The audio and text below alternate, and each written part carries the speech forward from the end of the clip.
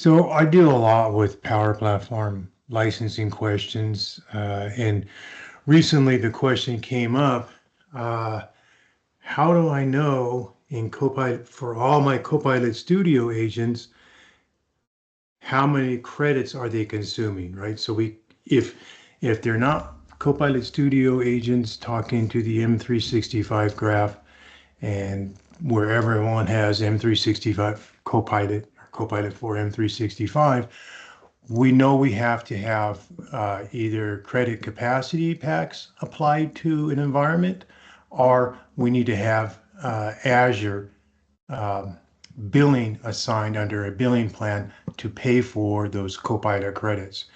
So starting from the Power Platform Admin Center, we would go down to licensing and we would look at billing plans.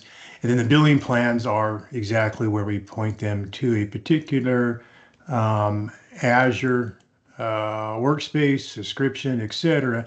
And so if you're using pay-as-you-go for the Copilot Studio, then all those credit usages will be applied for that. If you have Copilot Studio licensing packs, it's going to pull from that or it'll pull from both, depending how you got it configured. So I always recommend putting a pay-as-you-go Azure plan against your capacity just to cover averages.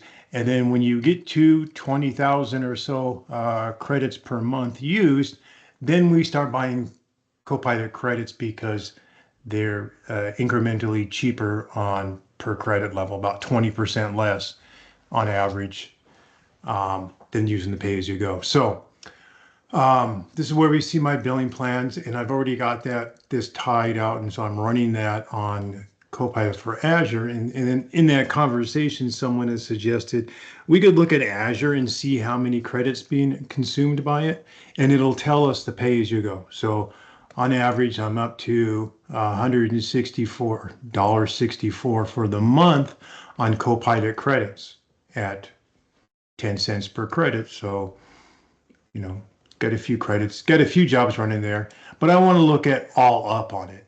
So if I want to look at all up, how many total credits I'm using, I would go into the Copilot Studio Blade, and then it'll give me a summary here of like how many I have, and I can look back over time to see over the last 12 months my total capacity credits.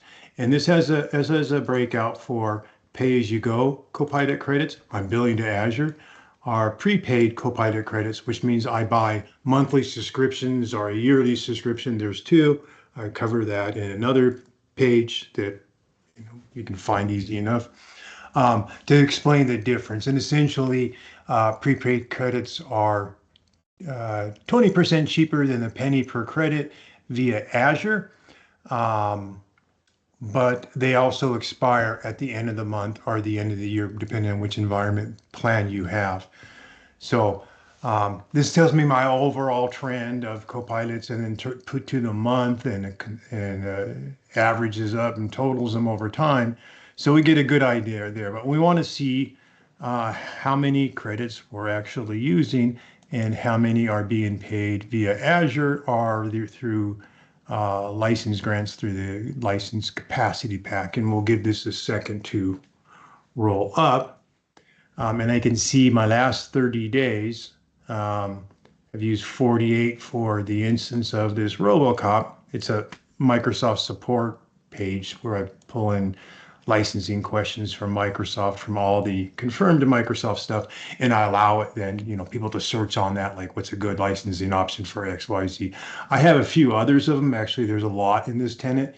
And so I would download the report, and then it'll give me a complete list on all my agents and all the credits consumed over time. So it's by environment name and it's by the application. And I moved this around in a lot of different places and over time.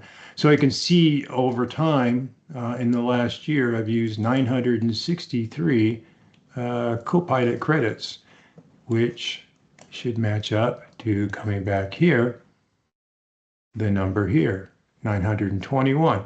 It's a little bit behind, but essentially that's how we can see, how many credits each of my agents are doing. I would recommend taking these reports and then piping them into Power BI or something so we could get a better aggregation view of the different environments and how many actions we're doing over time, and we'd have to filter for that.